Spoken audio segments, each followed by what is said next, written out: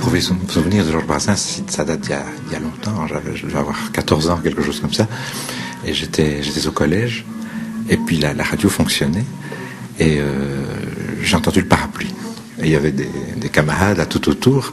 Et j'ai poussé un hurlement en me disant, mais qui est ce type-là? Alors on m'a dit, mais enfin, c'est Brassens. Il pleuvait fort sur la grande route. Elle cheminait sans parapluie.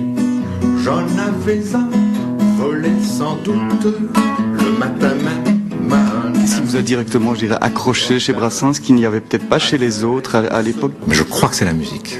Je crois que c'est la musique. C'est cette espèce de rythmique implacable qu'il y a toujours chez Brassens. Et que certains ont considéré comme étant quelque chose qui est tout le temps la même chose. Comme la pompe, comme il disait lui-même.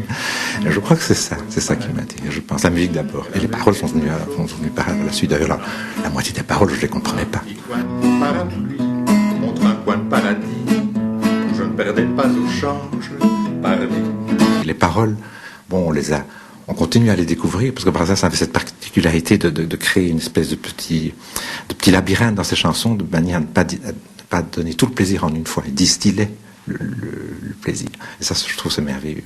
Tiens, Frédéric, j'ai reçu la pochette. Et tu as reçu les disques aussi? J'ai reçu les disques aussi. On y est arrivé finalement. Hein? Oh là là, oui.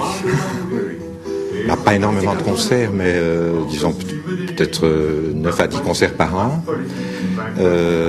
Et ça c'est très gai, évidemment. Ça c'est très très gai, parce qu'on remarque, il y a des gens de tous les âges, de mon âge, et puis des jeunes gens, des jeunes filles de 20 ans, et qui connaissent bien les paroles. En tout cas, ce que j'aime bien, ce que j'entends, j'aime bien. Ah oui, oui, moi aussi ça va.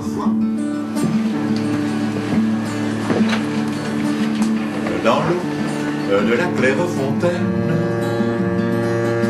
elle se baignait toute nue. Je ne sais pas si c'est sa qualité principale, mais c'est la raison pour laquelle j'ai accepté tout de suite.